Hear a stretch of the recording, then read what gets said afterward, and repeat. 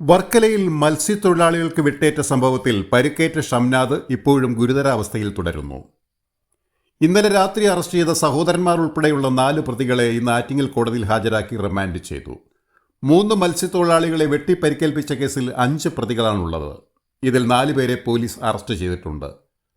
വർക്കല താഴെവെട്ടൂർ നെടുങ്കോട് വീട്ടിൽ സഹോദരങ്ങളായ 40 വയസ്സുള്ള യൂസഫ്, 34 വയസ്സുള്ള ജവാദ്, താഴെവെട്ടൂർ മൂലക്കടമുക്ക് കാവിൽത്തൊടി വീട്ടിൽ 47 വയസ്സുള്ള നിസാം എന്ന് വിളിക്കുന്ന നിസാമുദ്ദീൻ, നെടുങ്കണ്ട പുതിയ പാലം തസ്മീൻ മൻസിലിൽ 29 വയസ്സുള്ള ജഹാസ് എന്നിവരാണ് അറസ്റ്റിലായത്.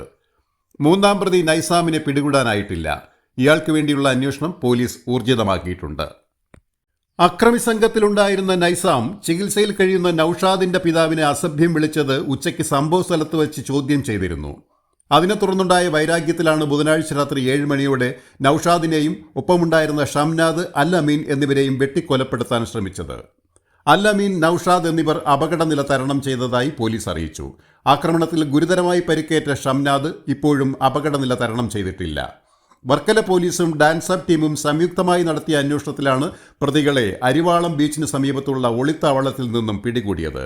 Beacon news, Varkala.